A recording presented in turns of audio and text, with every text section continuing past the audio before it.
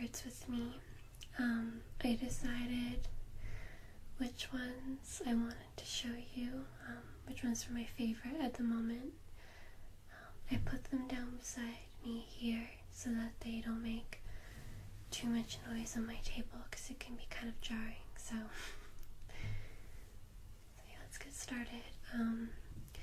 I went through my vinyl collection, which is actually behind the camera, and I kind of thought about which ones kind of meant the most to me at the moment, I'd say. So yeah, I'll just discuss with you where I got them, what they mean to me. So I just realized actually that this record I have here, Tammy Wynette's Greatest Hits. I actually found this in a thrift shop, and I've always been a big fan of Tammy Wynette. She talked a lot about men in her songs, and I think that as a woman, if you're going through a hard time, it can be very soothing almost to hear that. Obviously, I'd say that in this particular album, since it's a greatest hits album and it's not just an original, it has on side 1 Stand By Your Man, which is probably easily my favorite and probably everyone else's Tammy Wynette's favorite.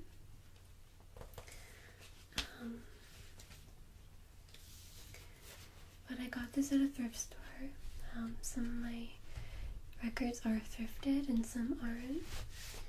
And it's funny because I actually have this record sitting on my record stand in the record player.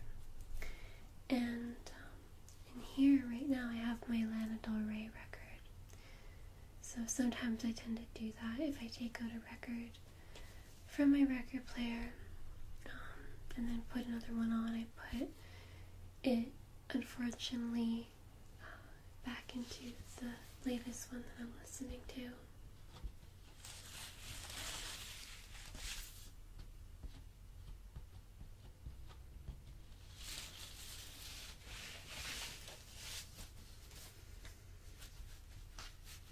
So as you can see, since I have the Tammy Wynette record in my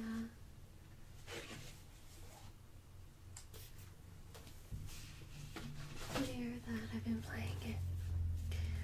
So I'm sure that you're going to be familiar with this as soon as I'm showing you the cover. And Stanley Kubrick's Clockwork Orange soundtrack. I got this from a vintage shop. As soon as I saw it, I knew I needed it immediately, and there was no question about it. I can't exactly remember how much I paid for it, but it was, I want to say, at least $15. It isn't in mint condition or anything. There actually is a person's name and number on it. I have not called the number at all, so. But of course, there's side A, and there's the theme from the Clockwork Orange, the title music, and of course there's the infamous Ninth Symphony by Beethoven. And they have Singin' in the Rain, which I love. Sometimes I just like to put this on and listen to it and just kind of close my eyes and kind of go in a dreamy state, or depending on how fast or vigorous the music is going,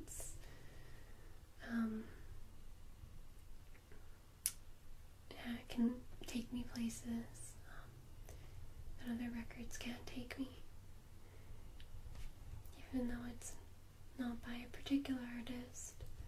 I always loved his soundtrack, so. And of course, I love the cover artwork. I used to have a Clockwork Orange shirt that I also got from a thrift store, but I don't know what happened to it. This was I think this may be a couple years ago, like 4 years ago that I had it, so it's unfortunate that I lost it, but I can take it out of the sleeve. So, it was done by Warner Brothers Records, and it's a bit dusty for my liking. My place tends to get dusty and has cat hair and stuff with my cats being around. Sometimes I feel like I should be taking better care of my records. Maybe you can help me with that.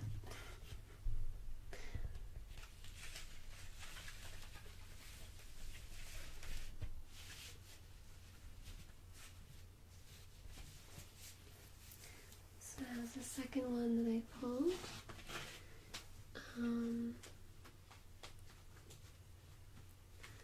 The next one is very, very, very important to me. I got this at his live show that he did. I paid about, I want to say $40 for it. I've mentioned him in a video before, and it's Matthew Good Band. They were a very famous Canadian band in the late 90s, early 2000s, and I was obviously quite young at the time. And I remember their music video, Load Me Up. Maybe you can find it, I'm not sure. I'm sure you can find something about them, but he is easily my favorite male singer, along with Blaine Staley from Alice in Chains and Jeff Buckley.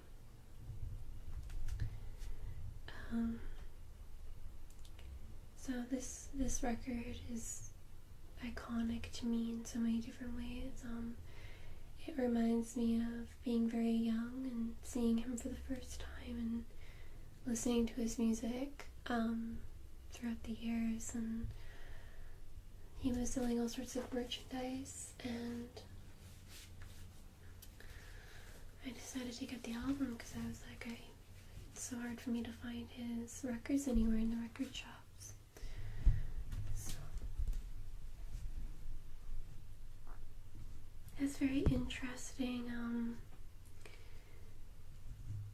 inside in here. I don't know. Be very careful with this because this one is more tense, but as you can see, it's in the white cover, white sleeve, and I believe this is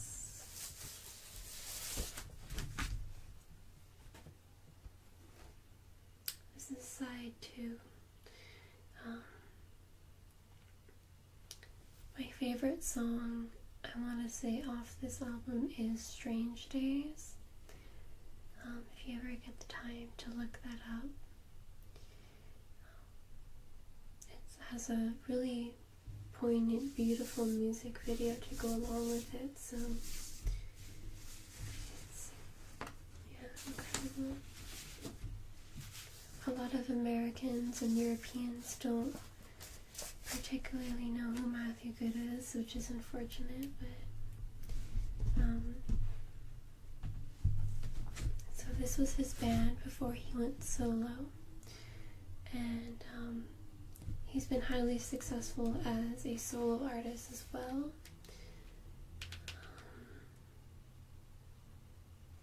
So yeah, great purchase. I had a great time at the concert. Beautiful singer. I would highly suggest him.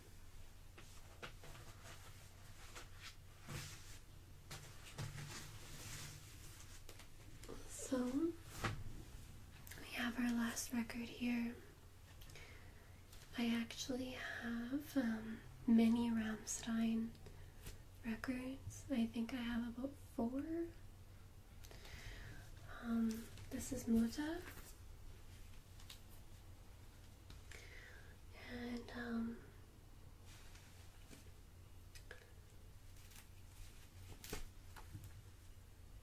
it probably has maybe more so all my favorite Rammstein songs. It's really hard for me to say because I am a really big Rammstein fan and I have been for years. I discovered Rammstein about when I was, I think, 22 or 23. I mean, maybe I'd heard like a song from them on YouTube or the radio or something, but I really didn't fully get into them until I was older. So they were actually a reason why I wanted to learn German. I am German myself, but I just really loved the way that he sings, lead singer Till Lindemann. It can be so rough and aggressive with the German accent and the rolling of the R's mixed with different sort of softer music with piano. Like Mutter is a very emotional song, but then you have a song like Fuhr Free, and that's so much more intense. So if I had to pick my favorite off this album, it might be Son. Like I said, it's very difficult for me to pick a Rammstein favorite song. The album cover is actually quite disturbing, but that's kind of in Rammstein's style. They always do that kind of thing if you're familiar with them. This record is actually very heavy compared to my other records. It is and the imagery inside of the record is also, like I said, very strange, symbolic, as you can see. And since I'm not so great at German, I think that I would embarrass myself by trying to read out the German lyrics. Just take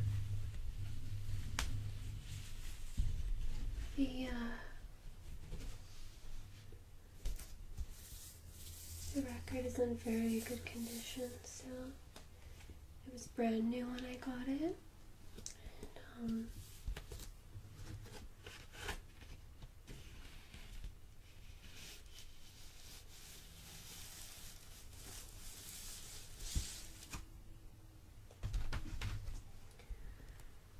so,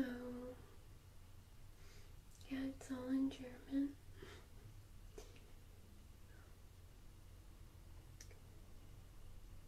This one is side B, and you can see on the top here of like a fetus's fingers, or like a baby still in the womb, which I guess has to do with theme. I think that they tried to go with a theme of birth and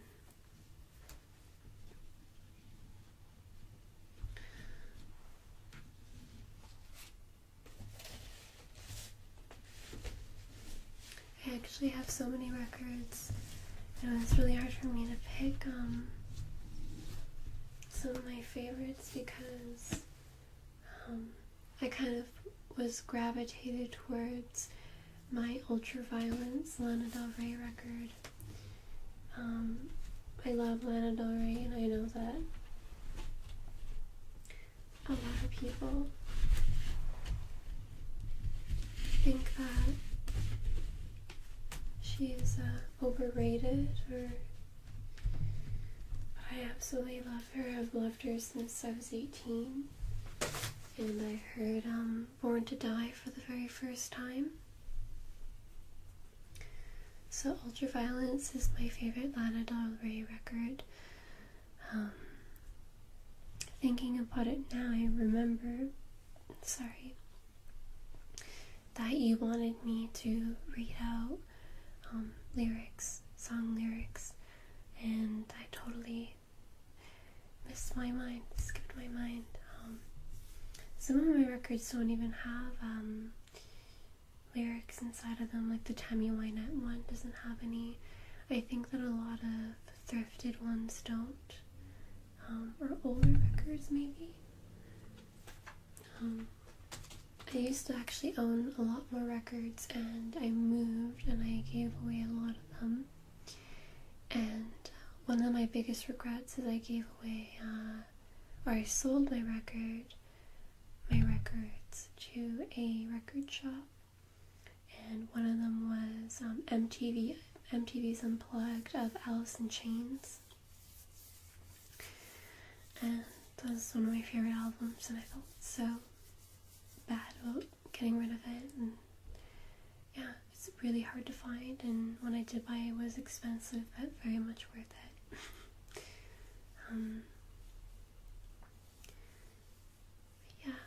Maybe one day I will do a video on my main channel that will I'll show my other records, or including these ones, and it'll be kind of longer, more in depth, because like I said, I was trying to think of the main kind of 4 records that really resonated with me or special to me, so it's very hard to choose. So I hope that you enjoyed this video.